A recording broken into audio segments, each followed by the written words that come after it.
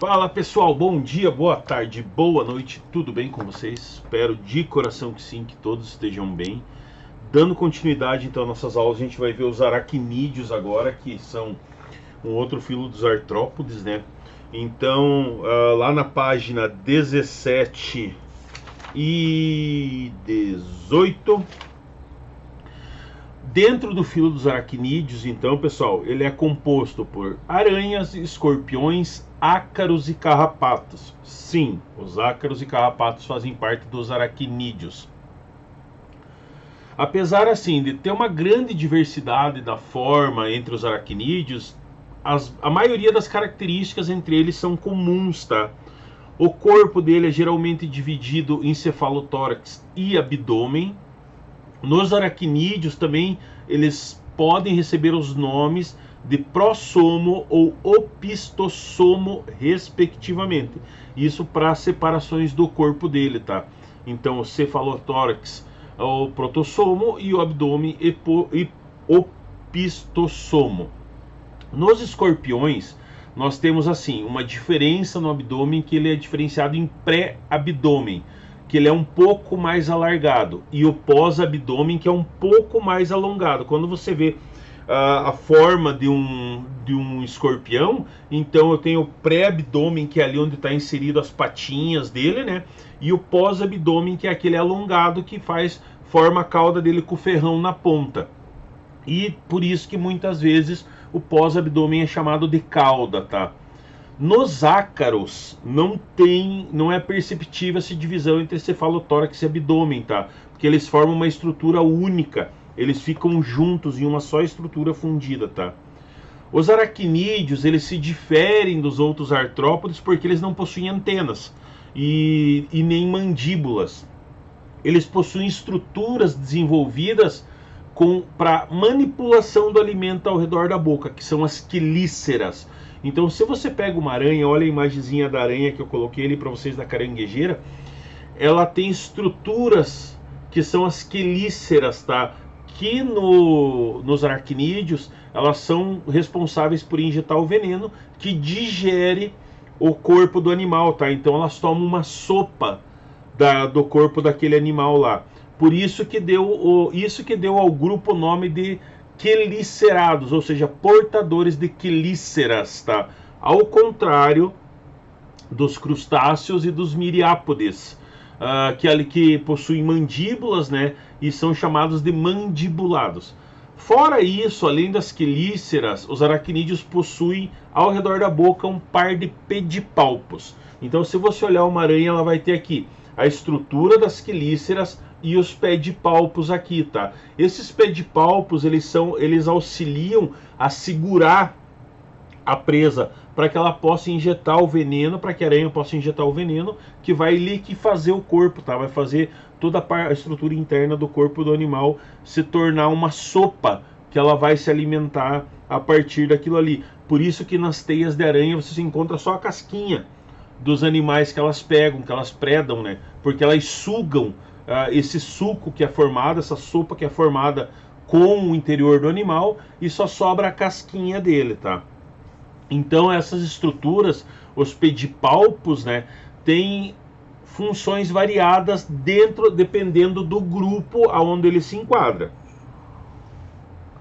Também são estruturas exclusivas dos quelicerados, né, não aparecendo nos mandibulados, nos animais que têm mandíbula. Outra estrutura importante é a presença de 4 pares de pernas no cefalotórax, tá? O abdômen não contém apêndices, embora lá no escorpião exista um par de apêndice que é sensorial, tá? Que serve para ele saber aonde que tem alguma presa ou o local aonde ele está se movimentando. E ele é denominado de pente. E ele é localizado bem no início do pré-abdômen. Vocês veem, podem olhar ali na figura, ele é bem exemplificado ali, aonde começa o abdômen do animal, o pré-abdômen do animal, tá? Na região posterior e ventral do abdômen das aranhas, existem as fiandeiras. que são glândulas que produzem seda, tá? São as aranhas que produzem seda. E daí é por ali que elas tecem as teias, né? E conseguem prender cada pontinho para formar a teia, para ter aquele formato maravilhoso que tem. Ao contrário dos insetos e dos crustáceos, os aracnídeos possuem olhos compostos, tá? Desculpa, ao contrário dos crustáceos que possuem olhos compostos e os insetos, os aracnídeos possuem olhos simples. São artrópodes terrestres, embora exista um grupo de ácaros que é adaptado a viver em ambiente de água doce e marinho, tá? Que é o grupo das Hydraquina, que abrange mais ou menos 2.800 espécies de ácaros. A maioria dos aracnídeos é predadora, tá? Então são animais que caçam, que buscam a sua presa. Nos ácaros tem as espécies parasitas, tanto de plantas quanto de animais, tá? Então você tem nos ácaros os parasitas de plantas que se alimentam da seiva das plantas, e nos animais você tem os que se alimentam do sangue dos animais. Dentro disso, por exemplo, o causador da sarna é um ácaro que causa sarna, tá? Então, do ácaro dos folículos ali, ele se prende nos folículos, né? E nas glândulas sebáceas do homem.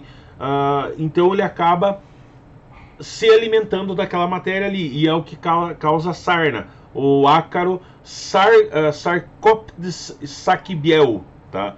Aí nós temos ainda o que a gente chama de cravo, que o pessoal tem, a maioria das pessoas tem, né, no nariz, no rosto, na pele. Isso ele é formado por um ácaro também, tá? Que ele se instala nos folículos da pele, as glândulas sebáceas. Então é popularmente chamado de cravo, mas ele é um ácaro.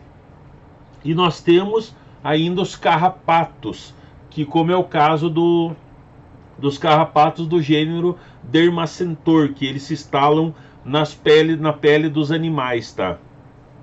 Das características desse filo ainda, temos a alimentação e o veneno que eles produzem.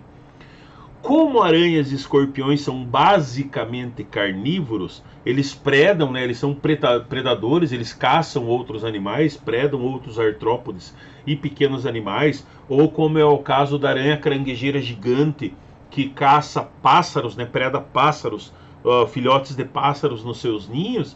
Então ela tem assim, nas aranhas tem glândulas que estão associadas às quelíceras. Então ela tem como se fosse um parzinho de agulhas nas quelíceras. E no escorpião se tem o aguilhão ou telson, que é uma modificação do último segmento do abdômen, tá? O último segmento do pós-abdômen. Então ele não é uma estrutura produzida somente por isso, ele é uma modificação do pós-abdômen do escorpião. A maioria dos venenos das aranhas e dos escorpiões, ele não tem um alto nível de toxicidade para o homem, tá? Mas tem algumas espécies que apresentam perigo, como é o caso da aranha marrom, da armadeira, da viúva negra, do escorpião amarelo, tá? Principalmente para criança, porque o corpo da criança é menor, então elas são mais suscetíveis a isso, tá? A maioria dos casos de picada que ocorre de aranhas e escorpiões em adultos não leva a pessoa à morte, não é fatal, tá? Mas existe soro específico contra a picada desses animais também, por isso que é importante identificar, né? Principalmente assim, a aranha marrom, como o veneno da aranha marrom, ela liquefaz o corpo por dentro, se ele for injetado em uma grande quantidade, pode ocorrer uma paralisia dos órgãos. E isso assim, pessoal, não eu tomei a picada hoje e amanhã eu tô morrendo. Isso é no decorrer de um período, tá? Então, cito para vocês um caso que aconteceu aqui alguns anos atrás, em Itapejara do Oeste ali. A mulher foi vestir a roupa íntima, né? E logo após que saiu do banho, e na roupa íntima tinha uma aranha marrom. E como esses animais eles não vão picar, de graça, assim. Não é, olha, ó, vou picar esse daqui porque eu achei legal. Somente quando eles se sentem ameaçados, porque eles demoram muito tempo para produzir veneno.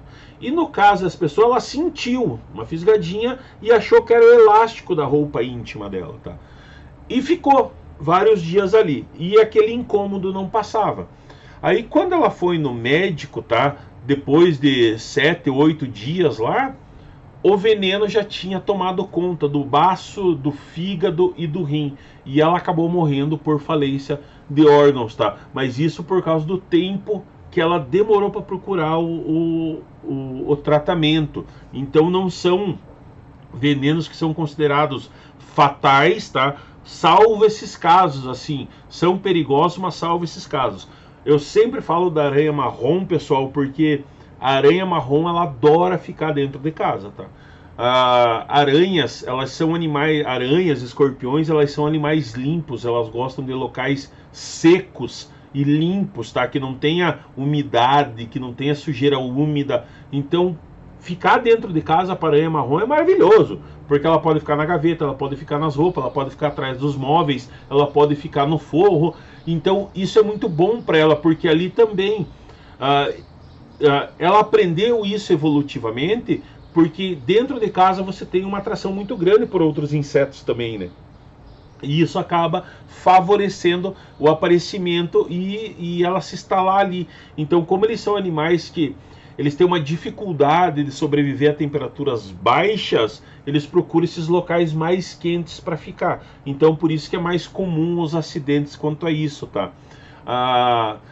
A armadeira, por exemplo, ela é uma predadora muito agressiva e ela gosta de ficar em pilhas de madeira, em galpões com madeira, porque ali você vai ter vários animais que vão entrar ir até aquele local para alimentação, entre insetos, e ela preda ali, porque ela caça o animal. Elas são animais que não produzem teia.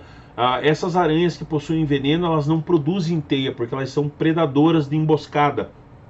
Então elas ficam aguardando o animal passar e dão o bote e injetam o veneno, tá? Nelas. Então elas não são produtoras de teia. Algumas caranguejeiras, elas produzem um pouquinho de teia sensorial. Como você tem algumas espécies que se escondem na terra, que fazem buracos na terra, então ela produz um pouquinho de teia para saber, porque se tocar naquela teia lá, a vibração chega até as patinhas delas, que são cheias de pelos receptores, e ela vai saber já se é um animal que ela pode pegar ou se é um animal que ela não consegue pegar, tá? Como elas não possuem essas mandíbulas para triturar o alimento, para mastigar, tá? Então ela utiliza as quelíceras para segurar e para fazer essa dilacerar, né, a presa. E ela só vai ingerir esse alimento que ali que é feito. Como ela injetou o veneno, como eu comentei com vocês, aquilo ali só forma uma sopa de órgãos e de tecido do animal, e ela só vai ingerir aquilo ali, porque o veneno é rico em enzimas digestivas, tá? E acaba fazendo isso. Por isso que quando você sofre algum acidente com alguma aranha, que você toma uma picada, alguma coisa, a região da picada ela fica escura e começa a apodrecer, porque o veneno liquefaz, tá? As enzimas digestivas começam a atacar os tecidos, para ela poder utilizar aquilo ali como alimentação, como um caldo nutritivo, tá? Então ele é sugado para o interior do estômago, ele é bombeado, né? O estômago, ele é um bombeador, ele puxa aquele líquido de dentro do animal, e porque ele está associado aos músculos do corpo do animal também. Aí a digestão, ela vai prosseguir no interior do trato digestivo desse animal, e os restos são eliminados através do ânus, tá? Do sistema excretor dos aracnídeos, ele é feito pelos túbulos de Malpighi. Ele é semelhante aos túbulos dos insetos, tá? E também por glândulas localizadas na base das pernas, que são chamados de glândulas coxais. São estruturas bem simples, tá? E você tem excreção direta por esses túbulos e pelas glândulas coxais. A respiração é feita por filotraqueias ou pulmões foliáceos, né? Olha na imagem que eu coloquei ali no material de vocês. Os pulmões, eles se organizam em forma de folhas, por isso o nome foliáceo, tá? e é uma estrutura que é formada por lamelas que são irrigadas pelo tecido sanguíneo, e ela se comunica com o exterior do corpo através de um orifício que é denominado de estigma. As trocas gasosas vão ocorrer nessas lamelas, então elas vão ficar todas pertinho umas das outras, e as trocas gasosas ocorrem nessas lamelas aqui, que são largamente irrigadas, né, e vão se comunicar com o exterior do corpo através do orifício que é denominado estigma, tá? Nos escorpiões, essas são as únicas estruturas respiratórias. Nas aranhas, além das filotraqueias, existem também as traqueias, que são semelhantes a dos insetos também, tá? Que ficam na mesma região. O sistema nervoso dos aracnídeos possui vários gânglios que são fundidos, né, e concentrados em determinados pontos do cefalotórax. O sistema nervoso da aranha é bem desenvolvido, então, de modo geral, ela tem 8 olhos simples, né, que ela consegue visualizar, ter várias porções de visualização, bem identificar bem a presa dela. São localizados dorsalmente na metade anterior da placa, então ela fica na metade da placa do cefalotórax. E tem uma capacidade variada para elaboração de imagens, tá? Nem todas são bem interpretadas, mas a capacidade de discriminar os movimentos ou de saber a movimentação dos insetos é muito grande. Então, se você tem, por exemplo, assim, o pessoal que cria aranha no insetário, alguma coisa assim, ela só vai se alimentar de um animal se você colocar ele vivo lá dentro, tá? Porque como ela é muito sensorial, como as patinhas dela possuem vários pelos sensoriais, ela vai conseguir identificar onde está o animal e vai caçar ele. Então, se você colocar um animal morto lá dentro, ela não vai se alimentar dele, porque ela não consegue identificar, ela não consegue discriminar nenhum movimento por parte desse animal. Então a gente sempre tem que colocar assim, se você criar ela, você tem que colocar presas vivas, grilos, gafanhotos, borboletas e afins que estejam vivos, para ele se movimentar lá dentro e ela saber aonde eles estão para poder capturar. Isso devido à presença, né, desses pelos sensoriais que estão espalhadas nos apêndices articulados, né, nas patinhas. Como as aranhas elas não têm antenas, quem faz a função são esses pelos, tá? Porque é o mecanismo mais importante de interação desse animal com o meio ambiente onde ele vive. E eles são muito eficazes na percepção de presas e de inimigos, porque ela consegue diferenciar se ela vai ter um organismo agressor a ela ou se vai ser uma presa, tá? Então isso tudo por vibração. Então é bem comum dizer que a aranha escuta pelas patas, porque ela recebe tudo isso pelos pelos sensoriais. Quanto ao sistema reprodutor dos aracnídeos, elas possuem sexo separado, tá? E fecundação interna. Na maioria das aranhas, o macho é bem menor do que as fêmeas. As fêmeas são muito maior, tá? Quem tem que fazer a corte é o macho e as fêmeas têm que aceitar esse macho. Então, vulgarmente, se deu o nome comum da viúva negra, por exemplo. Porque a viúva negra, o macho vai copular e ela acaba matando o macho. Acontece o seguinte, pessoal. Como a viúva negra ela faz teia, e as aranhas que fazem teia, toda a teia ela é mapeada, tá? Por isso que quando o inseto se encosta nela, ele se cola nessa teia, porque ela distribui por essa teia vários pontinhos de um líquido que ela produz, que é como se fosse uma cola para prender esse animal lá. E daí a agitação dele naqueles fiozinhos faz ele se prender em mais fiozinhos, tá? Então ela tem esse mapeamento. Ela sabe entrar e sair dessa teia. Ela sabe.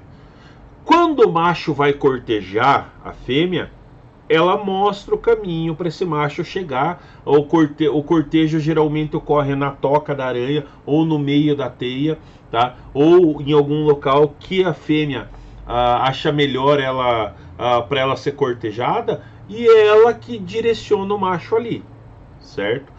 Ocorreu o cortejo, a fêmea tem que aceitar o macho, senão ela dá um corridão nele. Se ele for esperto de lembrar o caminho que ele fez, ele vaza fora da teia. Se ele não for esperto, ele vai se enroscar e a fêmea não vai perder um alimento de grátis que caiu para ela ali na teia, né? Então por isso que ela se alimenta desse macho aí.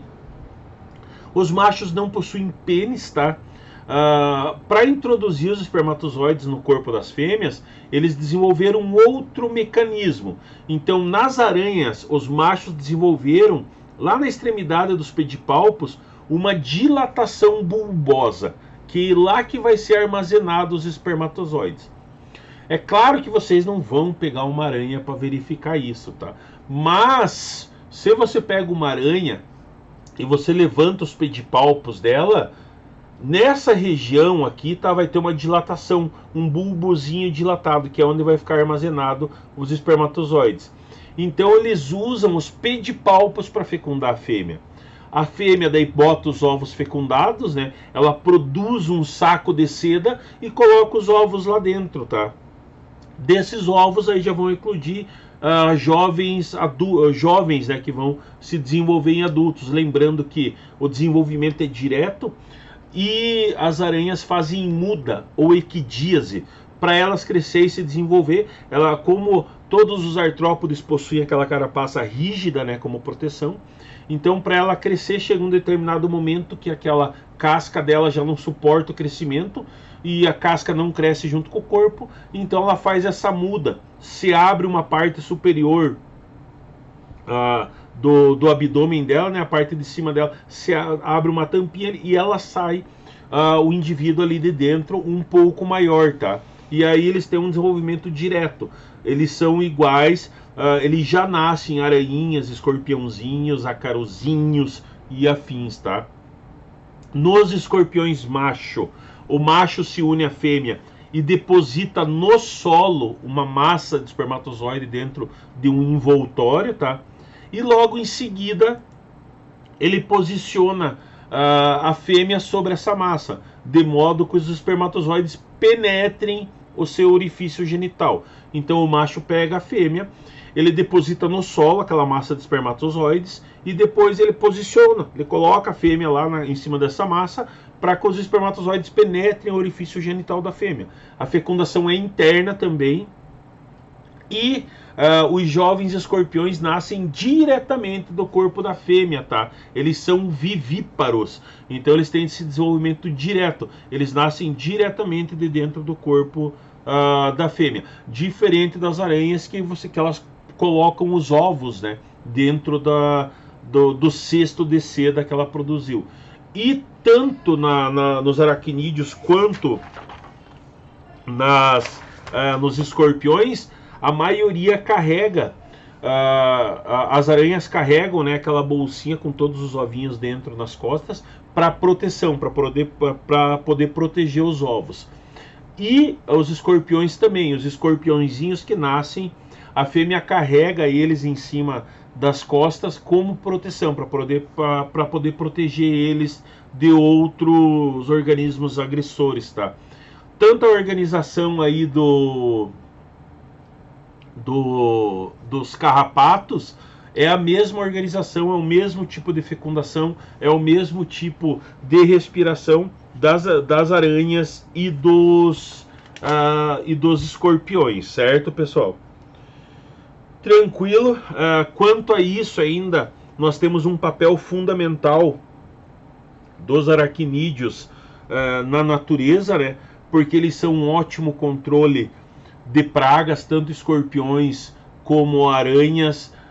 Eles controlam uma grande quantidade de insetos, tá? Como eu comentei com vocês, tem as caranguejeiras maiores que se alimentam de pequenos sapos, de rãs, os escorpiões também. Então eles fazem um papel ecológico muito grande, tá? E fora o interesse médico na produção de veneno, de antídotos, né, a partir dos venenos desses animais, ou a pesquisa com os carrapatos que transmitem doença para o ser humano, como é o caso do carrapato estrela, que é mais comum ele atacar o gado, né?